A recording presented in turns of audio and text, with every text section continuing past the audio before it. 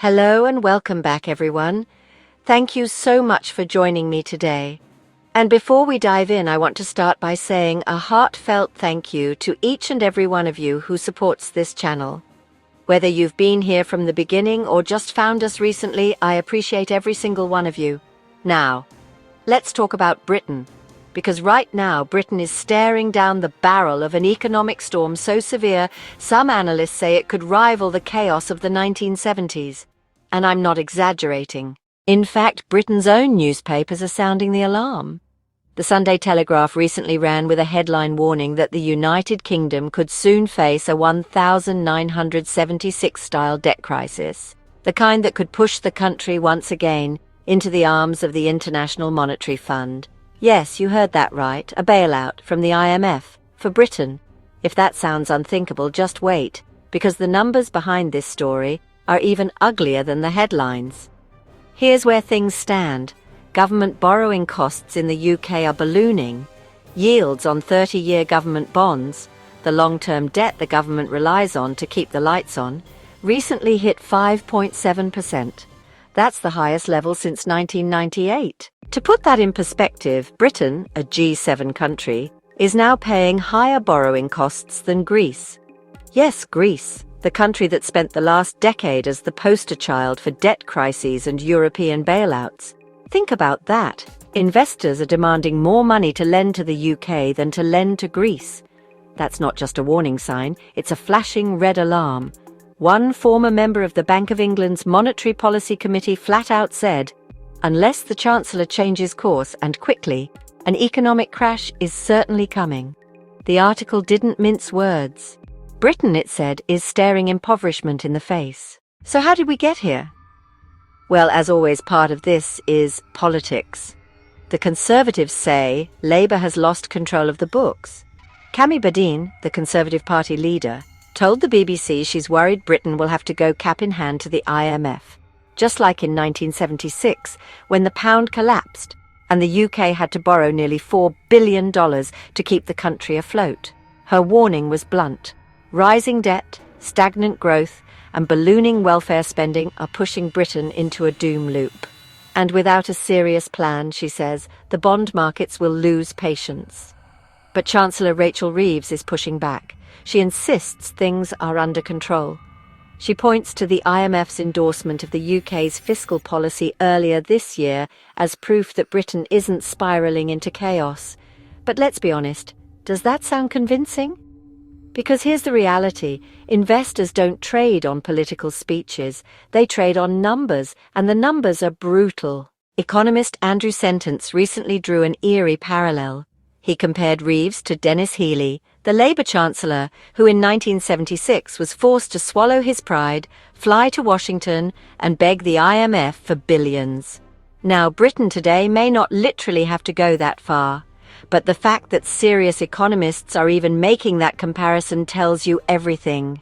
The markets don't trust the government's numbers. Confidence in Britain's fiscal credibility is slipping, and when confidence evaporates, debt spirals, currencies collapse, and governments fall. So is this just political noise, or is something truly broken in the British economy? Let's dig deeper. Here's what the hard data shows. The economy is shrinking. GDP fell by 0.1% in May, the second monthly drop in a row. Reeves herself admitted the numbers were disappointing. That's putting it mildly. Inflation is sticky. Officially, it's 3.6%, above the Bank of England's 2% target. But if you're in Britain right now, does it feel like 3.6%? Or does it feel higher? Let us know in the comments, because what people actually pay for food, fuel and housing often feels far worse than the official data. Borrowing is exploding. The government borrowed £20.7 billion in June alone. That's triple what it borrowed in the same month last year. Triple. At the same time, bond yields remain elevated. 10-year bonds are at 4.6%. That means every pound Britain borrows is more expensive than before, squeezing out room for new spending. And it's not just the government struggling. Ordinary people are too. Consumer spending is cooling. In June, there were fewer flights, fewer ships arriving at UK ports, and retail data shows people are tightening their belts. Hospitality and services are still hanging on, but manufacturing and construction are already in decline. The jobs market, wobbling. Unemployment is now 4.7%, with 135,000 fewer people employed than a year ago. Redundancies are rising. Employers are being squeezed by higher national insurance contributions, forcing many to freeze hiring, or worse, to start letting people go. The youth unemployment picture is even bleaker. More than 13% of young men aged 16 to 24 are now classed as not in education, employment, or training. That's not just a statistic, that's a ticking social time bomb. And then there's housing. The average UK home lost £4,500 in value in July alone, the sharpest fall in more than 2 decades. Properties are sitting longer on the market, supply is building, demand is weakening. Sound familiar? It should. We saw the same thing in the US before the 2008 financial crash. First house prices stall, then they slide, then the slide becomes a collapse. And when property, the largest store of wealth for most families, starts losing value, people feel poorer. They spend less, and the economy spirals further down. So where does this leave Britain? Officially, the UK is not in recession. Not yet, but growth is weak, inflation is sticky, borrowing is sky high, and confidence, perhaps the most important ingredient of all, is hanging by a thread. The question isn't just whether Britain will need an IMF bailout. The deeper question is, what is Britain's plan? Because right now the government isn't presenting one. Yes, Prime Minister Keir Starmer has created a new budget board to meet weekly with top ministers and officials, coordinating so-called pro-growth policies between now and the November budget. But let's be honest, weekly board meetings aren't going to convince the bond markets. Investors want to see real reforms, not bureaucratic committees. Let's go back for a moment to 1976. Back then, Britain faced a collapsing pound, skyrocketing inflation, and a government paralysed by indecision.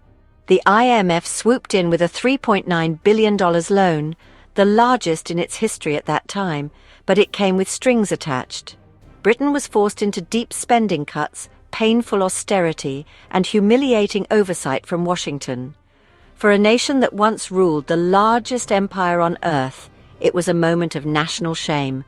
Could history repeat itself? Maybe not in exactly the same way. But the fact that the comparison is even being made should terrify Britain's leaders. And here's the thing. This isn't just a British problem. If the UK stumbles into a debt crisis, it will send shockwaves across the global financial system. The pound may not be the dollar, but London remains one of the world's biggest financial hubs. British banks, British bonds, British markets, they're all deeply tied into the global economy. And if confidence cracks in Britain, investors might start asking, who's next? So here's the million-pound question. What happens next?